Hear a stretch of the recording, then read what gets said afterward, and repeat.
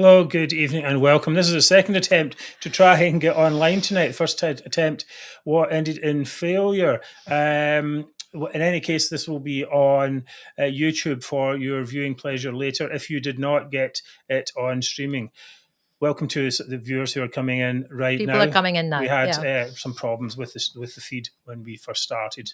If you want to let people know that we're online, that would be really helpful as we are busy on the show right now. Of course, I'm the host, Mark Devlin. This is Scotland's #1 politics and chat from an anti-nationalist perspective. It is the majority show. I'm here tonight with my co-hosts, Mark Zegveldt and Mary Devlin. How are you tonight, Mark? Good, thanks. I'm fine. I'm going to be talking about the budget and what that means for Scotland. Okay, great. And Mary, what have you got for us tonight? Good evening, everyone. Well, tonight I am reporting on the housing emergency in Scotland that is so bad, the boss of Shelter has accused Humza Yousaf of gaslighting Scotland. Right, okay, and we'll all be talking about how the SNP's nuclear strategy is a damp squib. Not squid, a damp squib. Okay, and of course we'll have Zoomer of the Week. So please stick with us and we'll see you again pretty soon.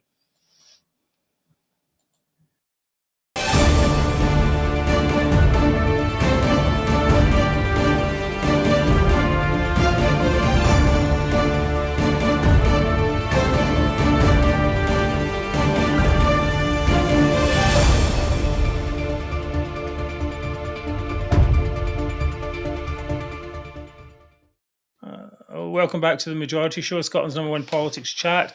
Excuses for being different. We had some issue with the stream at the beginning. It's still going out live on YouTube. If you want to say to people, that's where you can view the show right now. I'm not sure if it's still on Facebook or not. Please let us know. Hi, Paul. Hi, everyone else is coming in and watching. Yeah, if people could let us know if you are watching on YouTube or Facebook or wherever you're watching, please let us know if it's working. That'd be really great. Now, of course, our aim is a better Scotland without the toxic nationalism that has poisoned Scotland's potential. I'm here with Mark and Mary tonight, and we hope that we have a really good show. Now, we were off for last week due to personal circumstances, but we are very happy to be back. Actually, a combination of personal circumstances and technical issues. So, regarding those, we'd like to thank everyone who donated to a recent crowdfunder to improve the show. A special big thank you to a special donor who will remain nameless. It was very generous. But thank you to everyone who voted. Thank you to everyone who donated whatever they could. It really helped us. Now, X is working a treat. That is great news.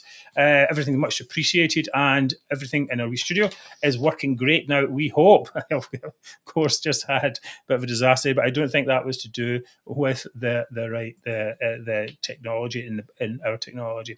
As always, a huge thanks to UK Union Voice and United Against Separation Facebook pages, where many of you are watching from tonight. And remember, sharing is caring. The #1 thing you can do is like this show on YouTube. And even if you don't subscribe, please drop a like. And if you can subscribe, please do so. Increase our reach at the click of a button. Right. Okay, very good. It says here, we all need to get the word out that we are all the majority and that we won. And what better way to do that than with a majority mug or an Abolish Holyrood t-shirt?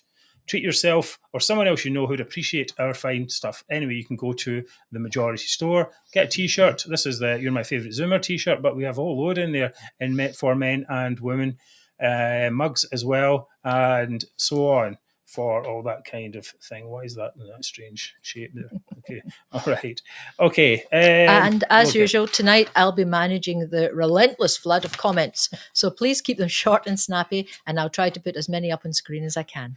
All right. Okay, we've got a good number of people in now. We hope. Thanks for finding us. Well, the show must go on. The show must go on. So we will be back in just a second and we'll discuss the show, or the shit show that is Scottish politics.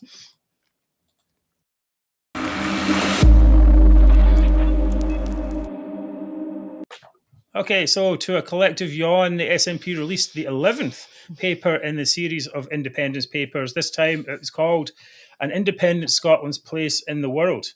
The document restates the party's long-held position of removing nuclear power weapons in the safest and quickest manner possible, following an imaginary yes vote.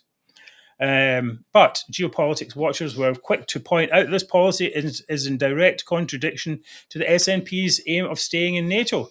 Well, you think, well, okay, can we square this circle, so to speak? Not really, because in polling, it's been shown that many people want to have, many people, Scots, would want to be part of NATO. For example, here we go. If Scotland became an independent country, would you support or oppose Scotland becoming a member of NATO? Support 72%. So this is actually quite a big issue for anyone who is why is it doing that?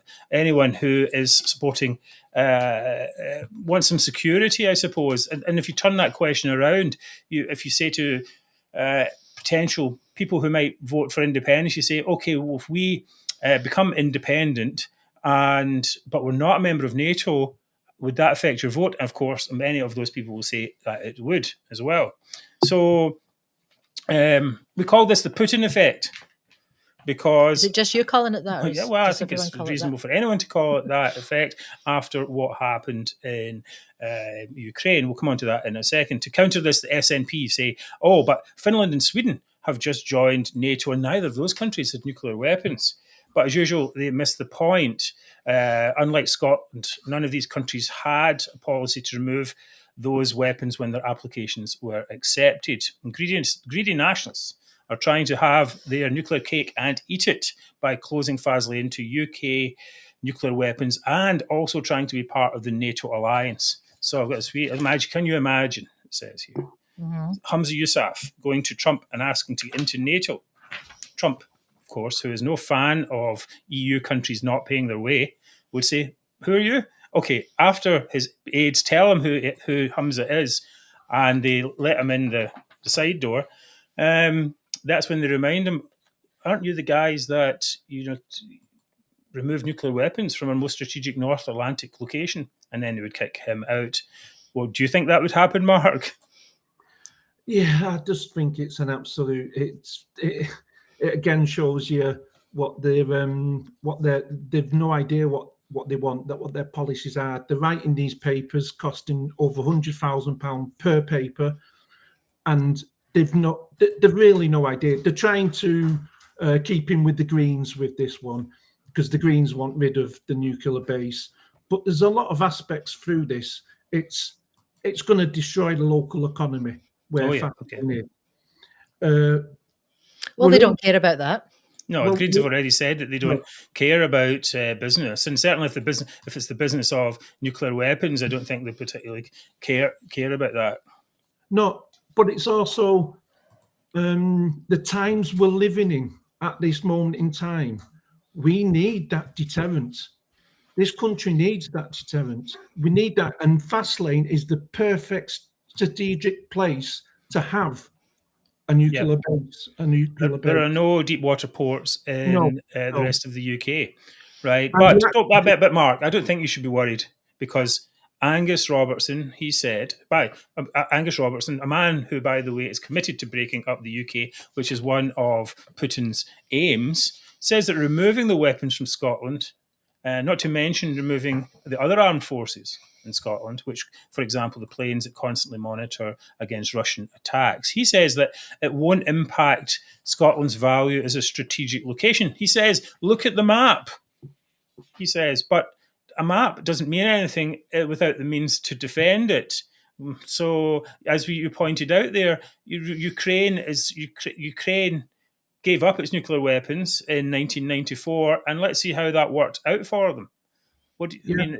Right? And it's this point of when Ukraine gave up their weapons, the United States, the UK, France, and Russia all signed an agreement. Russia signed saying they would never, ever invade Ukraine. We signed, America signed, France signed, saying that if they did, we would come to Ukraine's aid straight away. So it tells you everything. An agreement is not, it doesn't mean anything. We need that deterrent. That deterrent has kept us safe for, since the Second World War. Yes, of course. Since the 1950s. That's kept us safe, and it's kept Europe safe, because we've been a major part of Europe's defence, and our nuclear deterrent is part of that defence.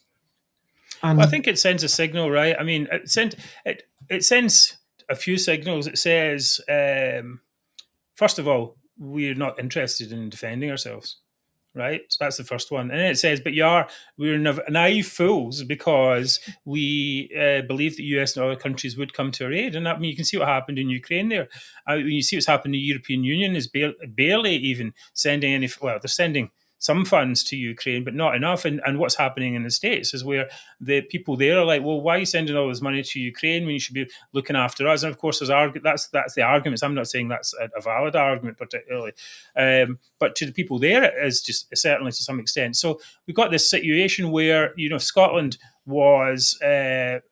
didn't have this protection. Then what happens if, say, for example, there's a civil war? Putin puts money into a civil war in Scotland. Well, it's not beyond the realms of possibility, right?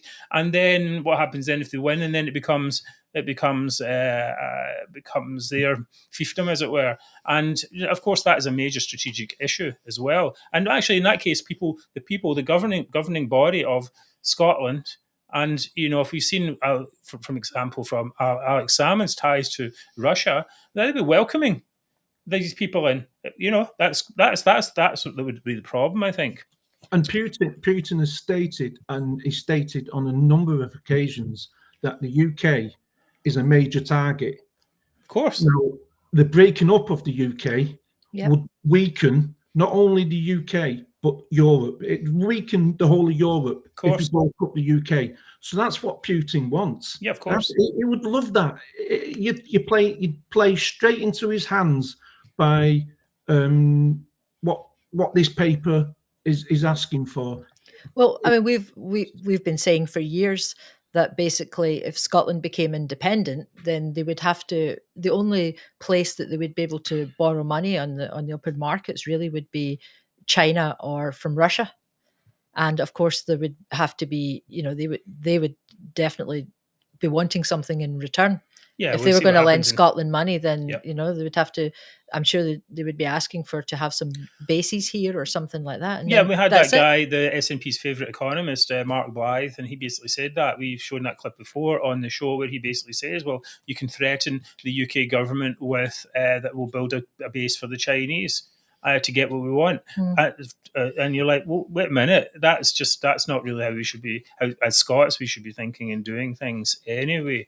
It's so divisive, and to invite an enemy in to make a point against our neighbours is just beyond the pale as far as I'm concerned. The confusion continued with this speech here between Angus Robertson and Ross Greer, I think. This Scottish Government is also clear that nuclear weapons would be removed from Scotland in the quickest and safest way possible after independence. This is entirely consistent with the NATO membership, where 23 of the 31 current members neither possess nor host nuclear weapons. Of course. Ross Greer. I'm grateful for the intervention. Obviously, my party and his have different positions on NATO, and I'll outline that in my speech, but where we absolutely agree is on the moral obscenity of nuclear weapons. So I can ask the Cabinet Secretary to confirm that the Scottish Government's position is still one which supports the objectives on the Treaty of the Prohibition of Nuclear Weapons. Cabinet Secretary. Yes, absolutely. The Scottish Government supports the objectives of the International Treaty on the Prohibition of Nuclear Weapons and also the Treaty of Non-Proliferation of Nuclear Weapons.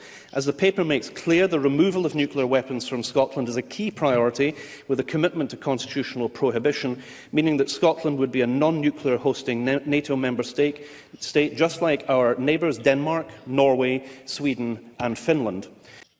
Well, there's a bunch of lies in there for a start. First of all, Denmark has hosted nuclear weapons on many occasions. It's part of being NATO. You might not have NATO weapons on your soil, but you have to be part of the nuclear umbrella, as it were, spoke in there. But there's an interesting thing in there that was brought up by ScotFacts on Twitter. Basically, they said they would align, or they didn't say they would sign the Nuclear Non-Proliferation Treaty. That's they didn't say that. They would say they would make a commitment or something like that to it.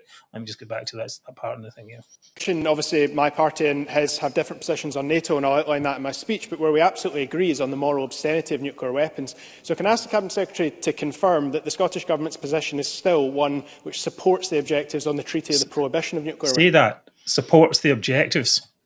Right? Supporting the objectives isn't the same thing as signing the declaration. And so we have an interesting thing here where basically the SNP is actually not committing to banning nuclear weapons at all. Or it's confused. It's confused discussion. What is the actual position? Do they want to ban them? Do they not? Are they making a commitment? Are they going to just say, yeah, we agree with the principles of it, but not actually sign anything? Are they going to be part of NATO, or are they going to get rid of nuclear weapons? All very confused here. Mark, any thoughts on that? Yeah, I just think Angus Robinson's playing up to the Greens. He knows he can't. If apparently this is another red line for the Greens, which is a blurred line. They've got red lines everywhere. The Greens. Yeah, and they want to get rid of the nuclear weapons, and I think it's the SNP playing politics, playing games to appease the Greens, but not actually. Putting anything down on writing, saying we would definitely do this. It's we will do this, or we might do this. It's another game. It's another game, and it's just. But I think one of the big points is it's just such a waste of time when we've got everything going on in Scotland. This is just a waste of time. Another waste of time. We are not independent. We are not even close to being independent. We're never going to be independent. No. There's not even going to be a referendum. So why are they in Parliament discussing this when they should be discussing the housing crisis or the health crisis or the other number of issues we've got going on? It's just another waste of time.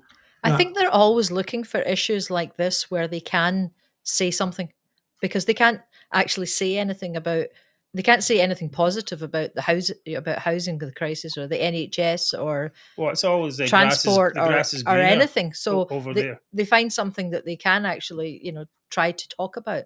But, what really concerns me is the naivety that they have, that they don't understand what a nuclear deterrent is and what it does. Yeah, and also they seem to say, it doesn't matter. We don't care. And I also think there's some greed in there as well, where they basically saying we'll make the decision on the UK's nuclear deterrent. Right? It's not we Scots are somehow magically entitled to make that decision when these weapons protect everyone in the UK. Right, that's the thing about it. It's just like, we'll decide. We know what's best for everyone. We don't want these things, right? But no, what about the rest of the people in the UK? That's why I always say that it's not Scottish independence; it's the breakup of the UK, and it's a matter for everyone in the UK. Everyone in the UK should get a vote about whether the nuclear deterrent should be dismantled or not, if that was the case. And I think most people would not, absolutely not, do that. If you listen to Putin TV, they actually said, and I think it was a few months ago, they actually said, if the UK aren't careful and keep backing Ukraine, we are going to drop a nuclear bomb on London. That was said. That was actually said.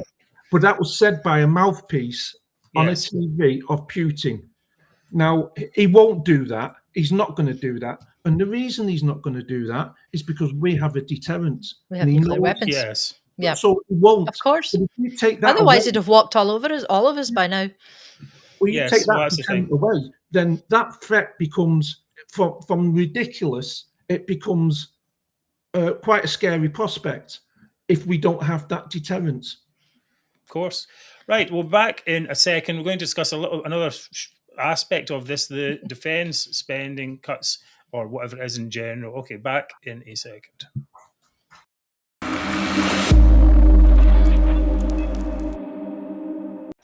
Right, welcome to everyone who has joined the show. Eventually, I'm glad you managed to find us after a bit of a bumpy start. I think we have the most viewers we've ever had in the show, though, so that is very good to know. Here we are discussing... Maybe they missed us. Oh, well, I'm here discussing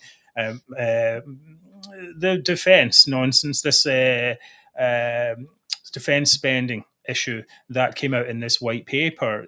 Basically, Robison committed to an independent Scotland spending 2% of GDP in defence, which apparently is in line with NATO guidelines, and they would participate fully in the EU's common security and defence policy. But the question that this blog here, it's called Pinstripe Line blog, I don't know if I've got it here, basically said that the cost, there's no indication at all as to the cost of setting up new military infrastructure whatsoever. They say this is a document which feels as if it's been written by people who do not really understand how militaries work. Okay, it's not realistic to assume that on independence Scotland will have a genuinely functional defence force. One thing that comes through, this is what you say, Mary, the document is a naive understanding of how access to information works. And it basically says there's just no thought given to even setting up any infrastructure, any type of secure networks, anything like that. And I mean, we have to say he's got this bluster where he says, okay, things will just continue as normal. The personnel will all be transferred over to Scottish Defence Force and the planes and everything like that. Yeah. You know, they think they're going to get a share of like the aircraft carriers or well, you know, be two men in a row. What would they do with them? You know, that's the thing. It's like giving monkeys a computer. What are they going to do with it? Sorry. Is it? Very good, Mary. I mean, okay, well, they might be able to. You've given enough monkeys a computer. Somebody might come up with something. Yeah. You know, they say don't join the SNP. It might take them 10,000 years, but they would get there in the end. Anyway, this is the thing. It says here, it has given no thought to just how much this would actually cost. It doesn't need to go as far as that. It just says it has given no thought. Yes. Basically, this is just nonsense. You're going to have some border patrol vessels, some guys in a rib, going around the islands. That's the level of defence, Mark. What do you think? It's just a headline, isn't it? It's the usual SNP. Let's have a headline. We will spend 2% of GDP on defence. That's the headline, without any kind of information, without how they're going to do it, without how they can afford to do it. 2% of GDP. Stealth ferries. Someone says there to deploy the stealth ferries. That's right. Stealth ferries. It's just more nonsense from the SNP again. So to go back to your point here, here's Willie Rennie talking about the discussion. They actually discussed this. Took hours out of the parliamentary time to discuss this. Despite this record, the Scottish Government, with all the pomposity they could muster, pledged to create a Peace Institute. The Peace Institute would utilise all their incredible talent and credibility to bring peace across the world. This was before cancelling the whole project because they'd run out of money. Whether it has been duped by China, ignoring the jailed poet in Qatar, standing by whilst Alex Salmond praised Putin, flirting with Erdogan, or the Greens previously stating they had backing to remove Hamas from the terrorist list, what a shower they are, parading as saints on the world stage, but clueless, bumbling, and a little bit more than grubby. They are an embarrassment to Scotland, but none of that will be included in this paper. That is for sure. Well, there he was quite on the ball with that one there, definitely. Yeah, it does seem a little bit of nonsense, but there was one highlight in the report, and we'll be back in a second to talk about that.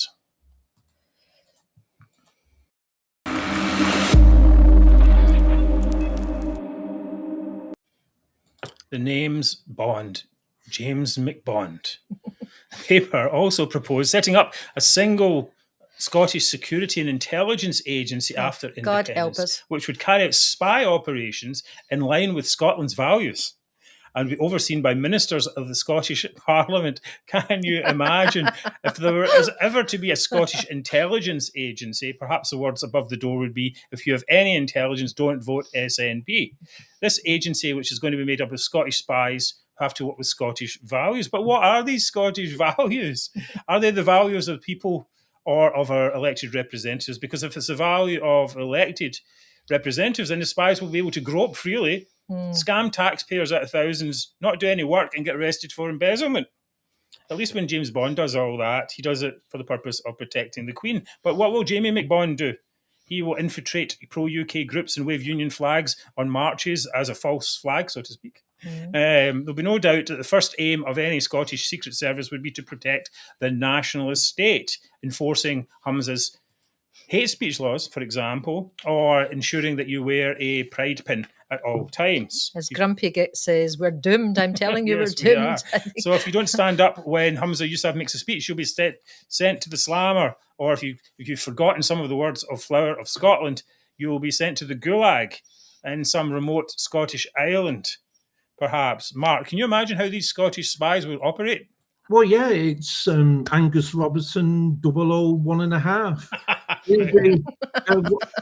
This is why we've all missed it. This is why Angus goes abroad so much. Yeah, international agent. That's it. Yeah. Yes, I think, yes. He's not setting up offices. He's setting up these spy rings.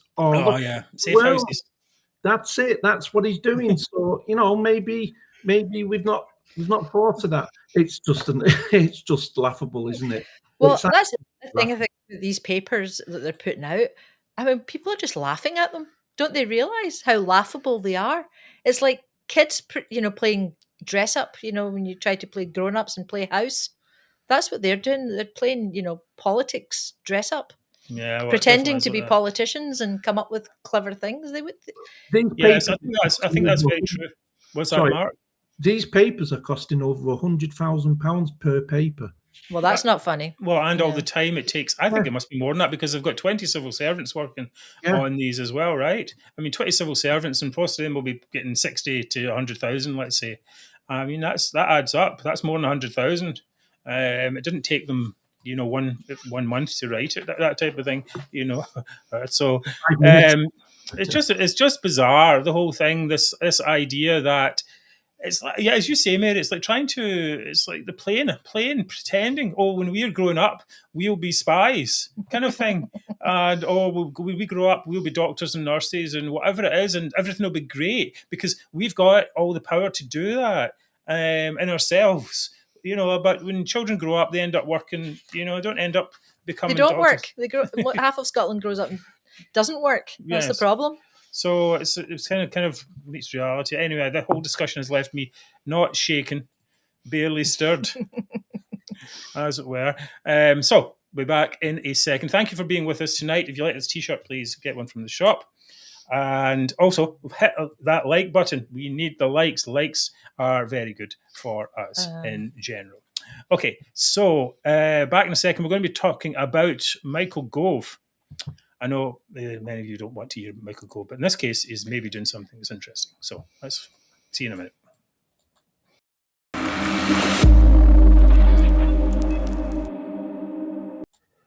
Right, so Michael Gove has offered to meet with Scottish local authority leaders amid a big row over council tax. The Levelling Up Secretary has pledged to meet local authority leaders who say that they've been left unable to pay for vital services in the wake of SNP's council tax freeze.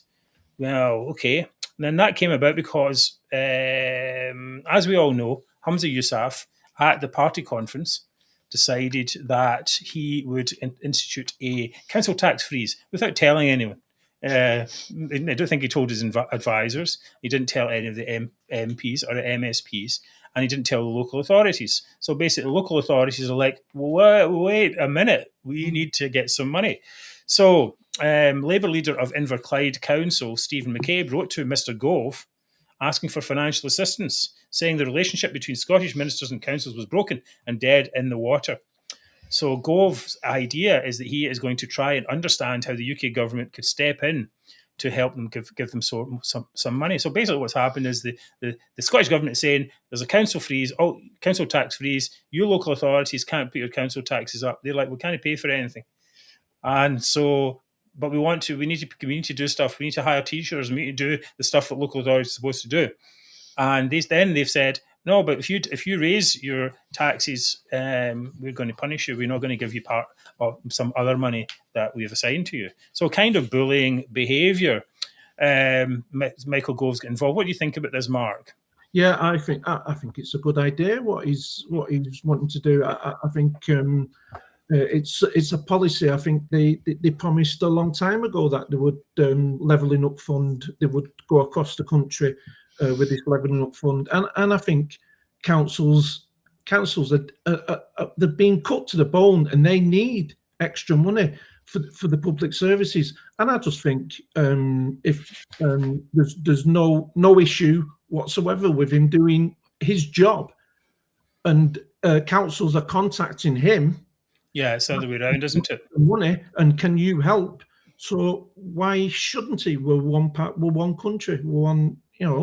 The government. If the government can. Well, this is the important point, isn't it? We are, in fact, one country. And we're not four nations. And what Michael Gove was saying is that people in Scotland pay their taxes to two governments, so those two governments should work together. Well, to serve of course, the people. He's saying that, but we all know the SNP only works to serve themselves. So last week, councillors in Inverclyde, they backed an 8.2% rise in council tax, and Argyll and Bute wanted to increase by 10%.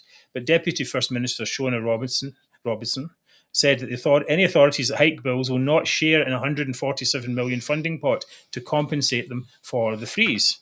So it's a bit like our way, you don't get any money. It certainly is very much bullying. And I don't think that ordinary people were actually clamouring for not having any increases in their council taxes. I think most people realise that we did have inflation, and that council taxes would have to go up. Well, the thing is, if you delay each year and you say there's going to be a freeze, it just makes it worse later on. Following you. Right? So this is the idea. Instead of, we'll increase it by inflation, say, or a certain amount each year, then people get used to that, go, fine, it's up another £50 or whatever it is, and they go, all right, it's fine. But they don't want to get a big bill 3 years later, not pay, and then get a big bill later, actually an excessive bill later. That's the problem. And certainly there's a certain political fallout to that. So I don't really understand why they're really doing that, because it really, this is a kind of wealth transfer thing. It's really for people, homeowners, right? And it's a benefit. People renting as well have to pay council tax. So, but it does benefit people who. The people who benefit most are the people who live in the bigger houses. Yeah, so I mean that's the issue with it, right? So you're taking money from, you're not giving poorer people the services, but the wealthier people are getting stuff for cheap. You're like, okay, well, that's a bit unprogressive or regressive in that sense. So I actually think that Michael Gove, I think, by meeting with just 2 or 3 of the councils, then he's putting a wedge in. Yes. Basically, a wedge to open it up later and see who else is going to join those ones. I think what he's doing is he's saying we don't trust the SNP government to give them the government to give it to councils. So what we're going to do is we're going to go directly to the councils and give them the money. That's what he's trying. I think that's the message he's given to, and that's why the SNP are so upset, because they're not getting. If it had said, right, we're going to give you X amount for councils, that money would not have gone to councils. That money would go to freebies to buy votes. And that's why they're upset. Yeah, Gove said, I respect a devolution settlement, absolutely. But I also think the most important thing is people working together cross-party in the interests of communities that may not get the funding they need. I mean, the thing is that of course, is not happening. Why should local authorities be stuck with the burden of the Scottish Government? And more importantly, why should they be stuck with the burden of Scottish Government spending priorities? First of all, the Scottish Government itself costs £700 million a year to run. Okay, then there's all the waste. Then there's the Greens who insist on using money that could go to local communities for their priorities. But so you'll see in Glasgow where they're saying they have to cut teachers. And then I read an article yesterday. It basically said, there's going to be hundreds of miles of new bicycle paths in Glasgow. Now we've got bicycle paths by not far from here. I've seen in the 2 years we've lived here, I've seen 2 bikes on it. 2. Right, so that's the priorities. The priorities of the central government, of the Scottish Government, are the priorities of the Greens, And it's certainly at this point, and they're wasting money on deposit return schemes, wasting money on ferries that don't work, and so on. And it just we can go, watch this show, and Jollies, see the list of things. Meanwhile, the local authorities are getting screwed. And the SNP are always telling us that the people of Scotland don't get a say in their governance. But if local authorities were allowed referendums on whether to leave the Scottish Government and go back to direct funding from Westminster, then I suspect many would do exactly that. What do you think, Mark? Do you think they would go back? Yeah. I think they should. They should direct. The council should be getting directly from Westminster the budgets. It's become the cuts that we're seeing now have become really quite scary. And you look at Glasgow, the car parking charges now are nonsense. Going up, and they're being extended to 10 p.m. And I've seen so many people saying, I'm getting my wash machine fixed. The bloke's he's getting charged. He's having to charge me extra because he's getting charged to park out, to park. Yeah. It's becoming it's a knock-on effect. Yeah, it's a knock-on effect, and people are thinking, well, I'm not going to go to Glasgow. I'm not going to go in. We're victims of the LEZ, right? Our car is too old, too dirty. It's not actually that dirty, particularly. It's just we only pay £20 a year road tax. Yeah, it's just 1 year out of the limit, right? And that means that we can't go into Glasgow. So I don't think we've been in the centre of Glasgow since we don't go to Glasgow anymore. We don't go in the centre. We say we'll go. All right, we'll go to the Fort, or we'll go to the West End or something like that. Hamilton or something. Glasgow. I don't think anyone's going to Glasgow. Whereas before we would go in a lot. We'd go in, all right, we're going to go for some lunch or go for something to eat, whatever. No, why bother? It's like, what's the point? And the parking is getting ever more expensive. Places where we used to park and you could park for free, but now you have to pay, and the charges are going up. I don't mind paying a reasonable amount, but I mean, basically the place is empty at evening. There's not many people parking anyway. Most people who are there for work, they're left already. People are drinking, so they want to go on the train or the bus. So it's nonsense anyway. Right, okay. We're going to have Mark is going to talk now about today's budget. A little chat about that. Was it good for Scotland? Does that even matter? Is that even the question we should be asking? Back in a second.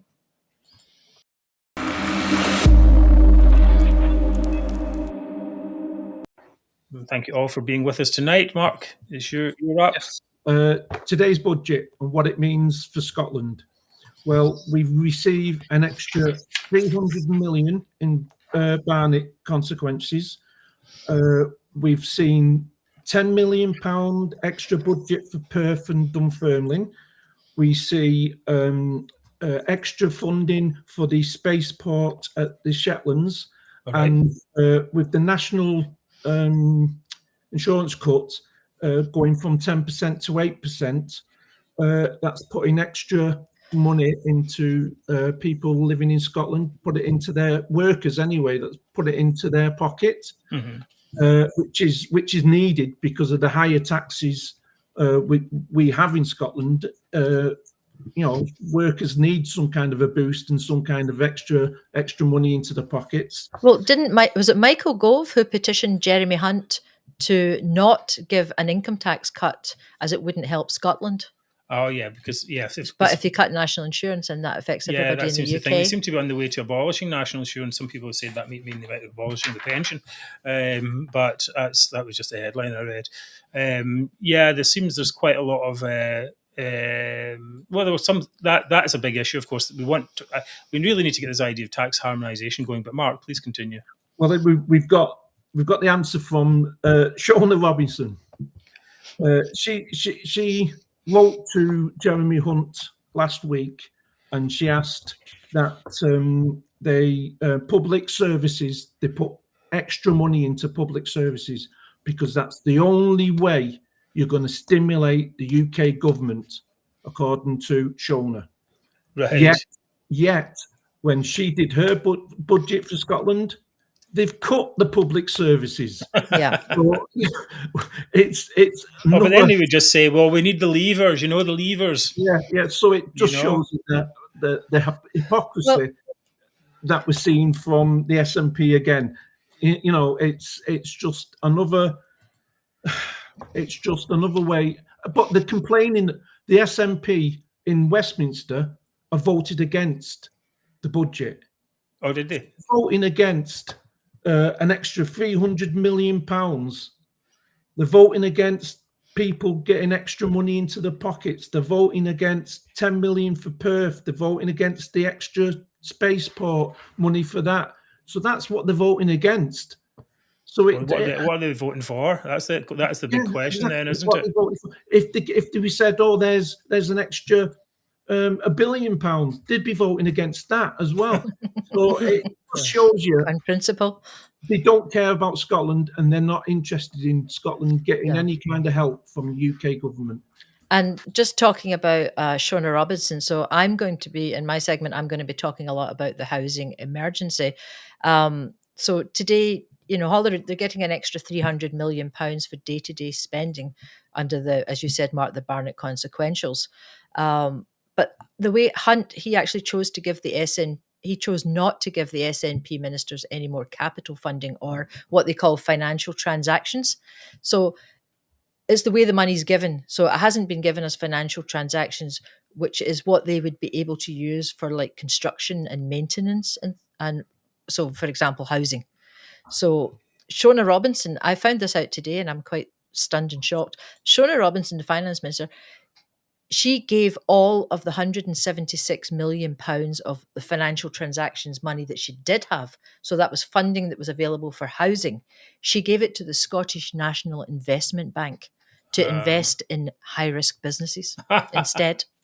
Right, okay. And then I think what happened is, well, it's not just high-risk businesses, it's high-risk businesses that are allowed by, that have their pals and their cronies and all that in it. That's really what it's about.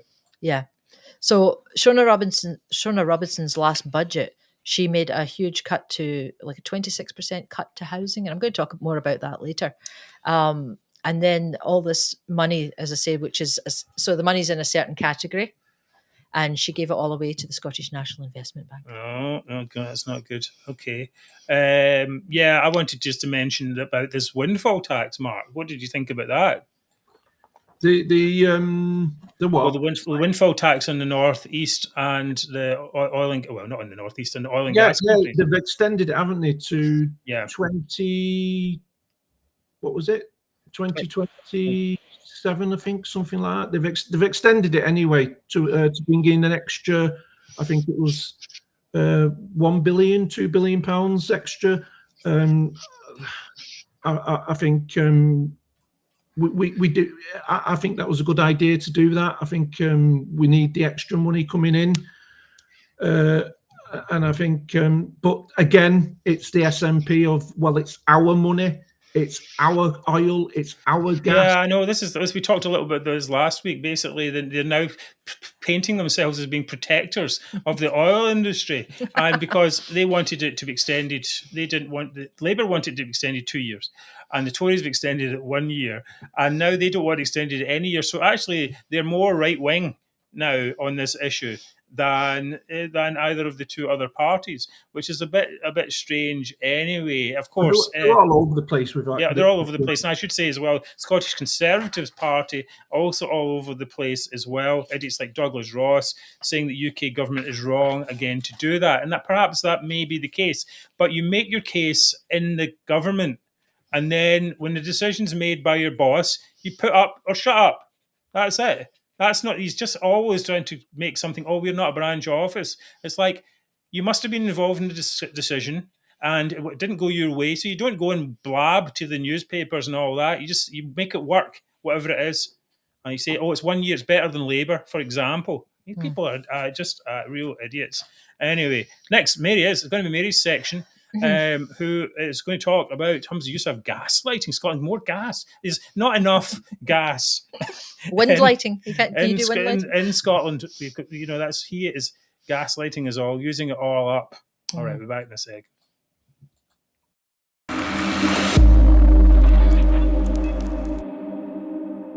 Yeah, we're rattling through a lot of stuff We tonight. are getting through. There's a lot going on. So in Scotland, the housing crisis that we've been reporting on for 2 years now has it's now been declared as a full-blown housing emergency. Okay. We already had 3 areas that had declared emergency. We're expecting that maybe another 12 areas might declare a housing emergency as well. So what happened this week that I thought was interesting was that Alison Watson, she's the boss of Shelter, which is the leading housing and homelessness charity, has accused Humza Yousaf of gaslighting Scotland. And I thought, well, why is that? She says that the Scottish government says it's doing great things, but the facts and figures show the opposite reality. And she said, that's why I call it gaslighting. She says Humza Yousaf has no credibility when it comes to child poverty, given his budget condemns 10,000 children to lives trapped in the homelessness system. His budget cuts to social housing and local services wipe out any progress that policies such as the increase in the Scottish child payment can provide. So whenever you hear them harping on about that, just say there are 10,000 children who are homeless and living in 10,000? temporary accommodation, such as cheap hotels and bed and breakfasts. Every day, another 45 children join them. And every 16 minutes, another household becomes homeless. Right. Alison Watson says we're in danger of creating a lost generation of kids. Now, here's some things that I heard that I thought this is terrible. Families with children are being forced to stay in one room in cheap hotels for almost 2 years. Wow. And one family with children in a cheap hotel was told to use the shower for drinking water. Oh, that's not good. And My here's cat does that. I mean, well, that's the level of it. My cat does that. You know, it's not humans. Humans aren't supposed to be doing that type of thing. I Using mean, same shower water, water. but nonetheless. I know. And I found out that Scotland is now exporting our homelessness. So this Right. maybe helps our exports. We're exporting homeless people to England with families sent to Newcastle, Birmingham and Oxford for accommodation. Right. So they're basically just trying to move the problem. We don't have Right. housing in Scotland. Well, as So Grumpy says here, listen, folks, be worried, very worried. Humza is taking paternity leave, meaning that Shona becomes acting FM. I mean, God help us. yes, there'll be plenty to talk about when that happens. So You know. I talked a little bit earlier about how Shona Robison, she's cut the housing budget by 26%, which is about 200 million. And she gave the money to SNIB. And the promises by the SNP government to build more social housing are basically being called, they look like a pipe dream. And their pledges, Crack their pledges to end homelessness are an abject failure. They're being costs.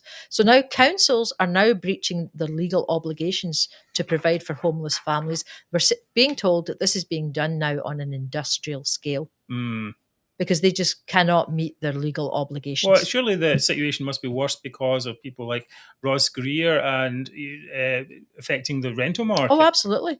So there's a few things. I mean, there's the rent freeze, and then there's the council tax freeze is worsening the situation. Councils don't have the funds to cope with the rising demand of homeless people. Right. They're cutting the budget, and then the thing is, that, as we know, they're blaming Westminster for these decisions. So basically, people are saying the government can't throw up its hands and say we're having to make 26% cuts to housing because they got a 4% cut in the capital budget from Westminster. I mean, why did they have to translate that 4% cut into a 26% cut in housing? So they're basically just making bad choices and choosing the wrong priorities. Yeah. I mean, that's part of it. There's just this is the problem. And I think we talked about this in the local government section. Surely the people who are local government heads who are, no, I don't think local government heads are by any means great people, but they are closer to their problems than this remote they actually Parliament see in the families Edinburgh, and the people involved. Yeah. So people used to complain that London was too remote, or they say Westminster's too remote. It isn't in this day and age. It really hasn't been in the media age for a long time. It's not been remote, but that's their thing. Oh, it's too remote. Bring democracy closer to the people. In fact, it's made it more remote. They're further away now. And in Edinburgh, it could be 800 miles away instead of 400 miles away. It's so remote from these local authorities. Yeah.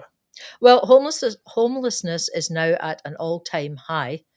And the only way to turn that around, obviously, is to build more affordable homes.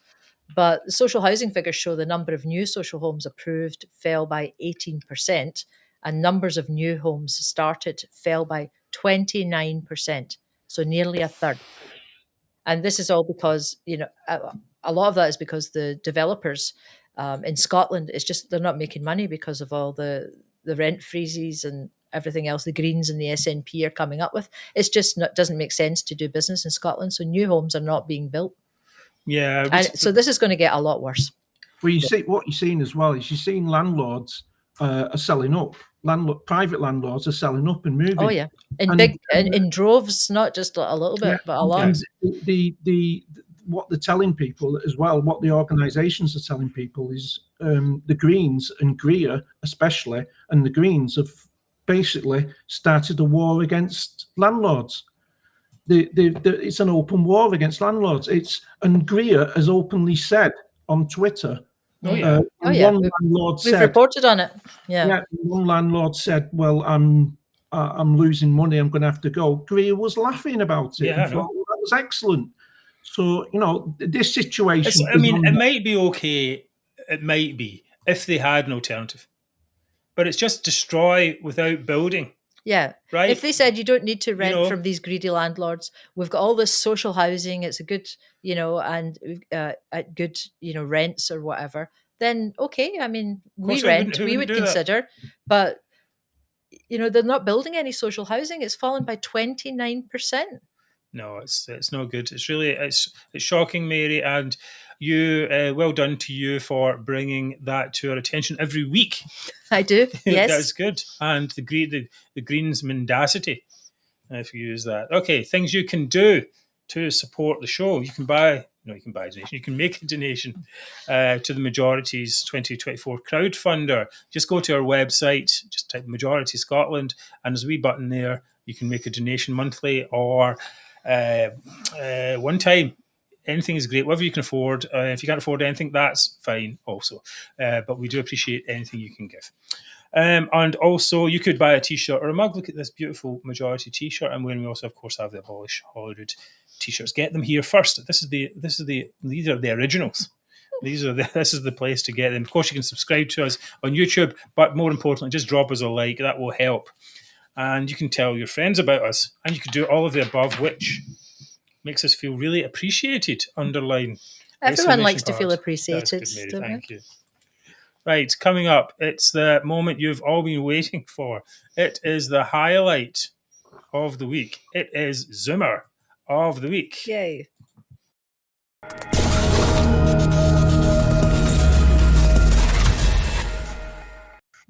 Right, thank you all for watching. This has probably been our most viewed shows live. Perhaps that thing at the beginning maybe made it... has helped us. Yeah, maybe it's helped us. We'll have to get you all searching around for it in the future. Anyway, sorry for the inconvenience. Anyway, I'm glad to have you all with us. My Zoomer of the week are Scottish ministers who decided in the middle of the shit show that is Scotland, I think Mary wrote that bit, that they should spend their time and effort trying to legislate against meal deals and discourage us from eating our national food. That is not deep fried Mars bars, but is porridge. A porridge tax, in fact. Well, remember, you're a fine figure of a man, Mr. Baxter. And how did he become a fine figure of a man? By eating delicious porridge. I used to eat a lot of porridge in the olden days, but I've not had it lately. And you were a fine figure of a man too, Mark Devlin. That's very kind of you. That Devlin. wasn't in the script.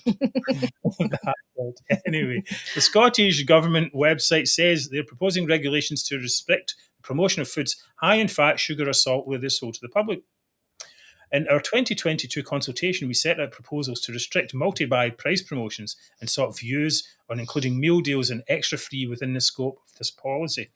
Surprisingly, though, Tunnock's tea cakes and Baxter soup and other pro-UK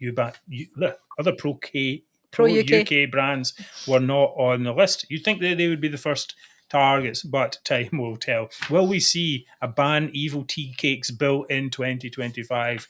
Some people might say, don't give them ideas. All of this, of course, in the middle of a cost of living crisis. As I said on Twitter, what kind of nutter gets into politics to ban meal deals? And I suppose there is a bit of a wider point here. If you create a parliament with lawmaking powers, you will get laws. and many of them bad, because his purpose is to make laws, not to make good laws, which take time and care and energy, but just to make any kind of laws to make people think they're busy. And also attract authoritarians. After all, if you want to leave people alone, like most of us do, why would you join Parliament?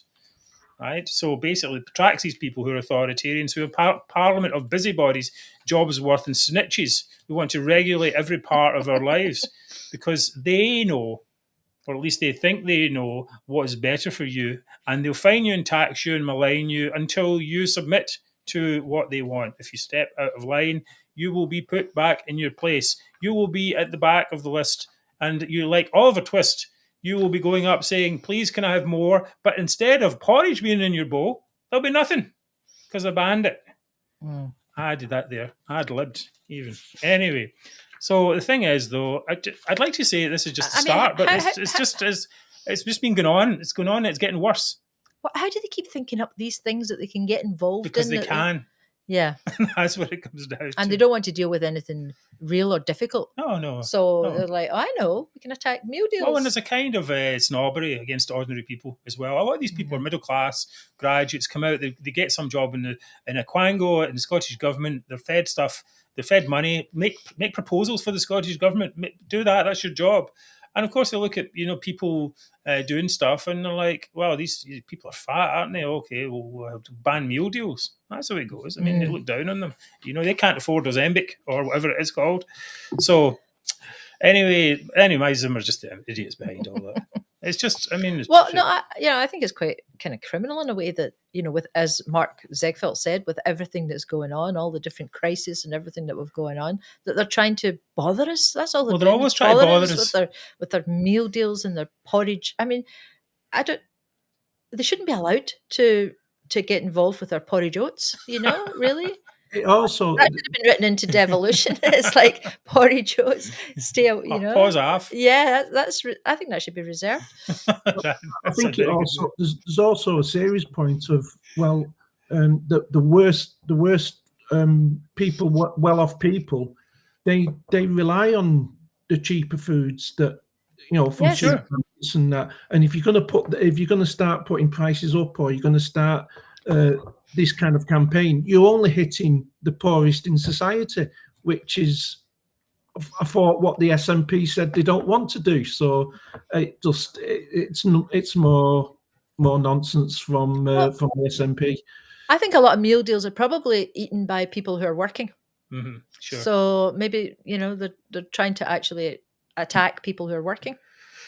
Anyway, usually during your lunch hour, you pop down Tesco's or whatever. It's just an attack. It's like, leave us alone. Come on. Let's make up a plan, make up something that doesn't annoy most of the population, and we can actually get behind.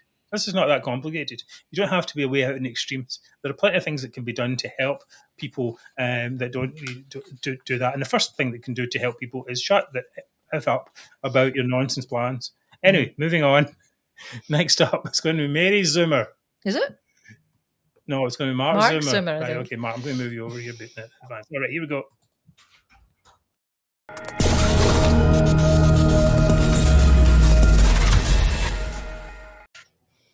My Zoomer of the week is Ross Greer for his protest outside of Parliament, where he incited protesters to block Parliament, stop Scottish Parliament, yeah. Scottish Parliament. He wanted to, and actively asked the protesters to block the entrance, so invited guests that were attending an event weren't allowed in. They had to be escorted by police round the back into the back area through a back door, because it was blocked, actively blocked. It was brought up in Parliament by Stephen Kerr, and there is an investigation, a Parliament investigation going on about this, about standards, parliamentary standards or something. Yeah, and the incitement that he brought to that event, he actively on the megaphone was shouting, "Victory for Palestine, victory for humanity." Now, if anybody knows anything about the Middle East, Palestine a victory for Palestine means the destruction of Israel. Mm-hmm.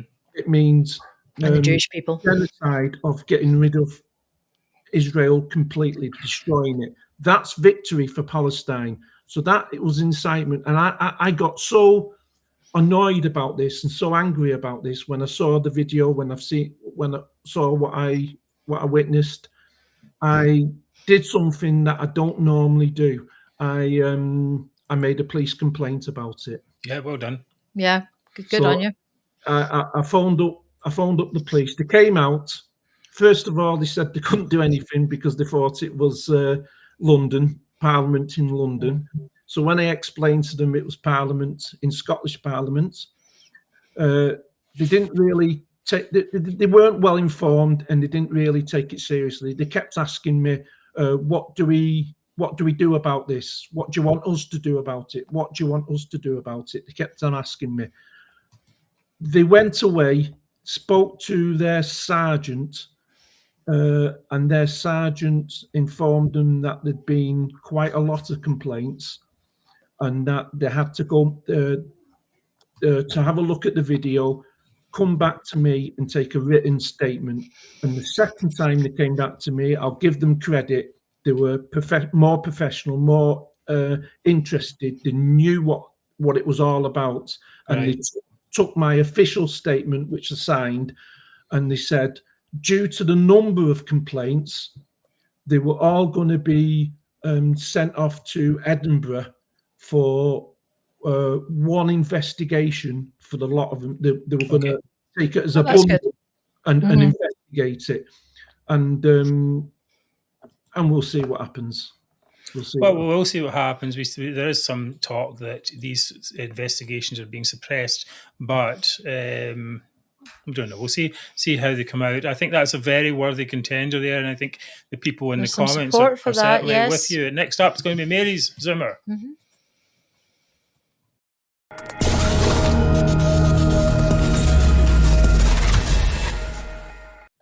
Well, continuing with my housing theme, my Zoomer of the week is Housing Minister Paul McLennan. So as more and more areas of Scotland are declaring a housing emergency, I don't know if you saw it, but a couple of days ago, the people in Scotland's housing frontline, they'd all gathered for a much needed Q&A session with Paul McLennan. And basically he just cancelled on them. He didn't turn up. Have you got the video, Mark? Yes, I've got the video here. Hundreds of leading figures in Scotland's housing sector have declared the country has moved from a housing crisis to an emergency status. 3 local authorities have already said they're in critical housing need, but there are warnings at least a dozen other local authorities are on the brink of declaring an emergency. The Scottish Government's Housing Minister was supposed to be attending a question and answer session tomorrow morning at the conference, but has cancelled. He will address attendees in a scheduled speech instead, Vanessa Taft reports. In a packed conference room, the people on the front line who are dealing with Scotland's housing crisis. The Housing Minister was supposed to directly answer their questions in a Q&A tomorrow morning, but he's cancelled. We're seeing more and more homeless presentations. We're seeing more and more children in temporary accommodation. I think that's enough, Mark. Right, okay. We'll cut it there. Yeah, basically he just cancelled. They were already there, sitting there, and then he cancels, he doesn't show up. So it's absolutely outrageous. I mean, what could possibly be more important to the Housing Minister than attending this event? Yes, I know. It's a real shocker. The other thing I thought about the report, I mean, I'm surprised they even did the report, but what I noticed in the report was they didn't actually name him. They just talked about the Housing Minister, but they didn't give his name. So for all those that don't know, his name is Paul McLennan. You did well there to get that back. I know, I actually forgotten what his name was. But right. Yeah, but if they don't, that's the thing. It's like, how many of us actually know anything about Paul McLennan? Well, we don't know half of the idiots that are in there. That's the thing. Every so often you hear somebody, wait a minute, this guy's an MSP. What? How do you get that thing there anyway? Right, well, it's my turn to decide. So I can decide my own, which was, I'm trying to remember, which was idiots doing meal deals. Or we could do yours, McLennan not turning up at his own conference. Seems a bit ridiculous. But I think for persistence in the face of, what's the word called? well, let's call it anti-Semitism, or just protest that's unnecessary, then of course it has to go, I think, to Mark. Well done for putting your report, and well done to everyone else who has reported Ross Greer for his crimes against humanity. He is a walking crime against humanity. Yeah. But that perhaps devalues the term. He's just and gives him more substance than he really has. He's a wee boy. Again, like you say, Mary, play acting in the big leagues. Being a grown-up. And doing student politics when there's actually serious issues going on here. One of the things that we talk about quite a lot is the rise of extremism in the Scottish Parliament. This electoral system allows that. So we have to, at minimum, get that reformed. So thank you, Mark. Well, a worthy win. Mm-hmm. Yes, thank you very much. Okay. So we are so happy to have you. Oh, was that there? I said it was well deserved that Ross Greer would get it because yeah, I think, he's an idiot. Yeah. He really is. Right. Okay. So so happy to have you every week with us on the show. Scotland's #1 politics chat. Our aim is better Scotland without toxic nationalism that is strangling Scotland's potential.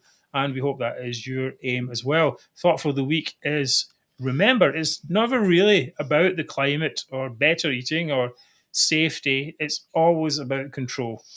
And that's just the excuse. Those things are the excuse.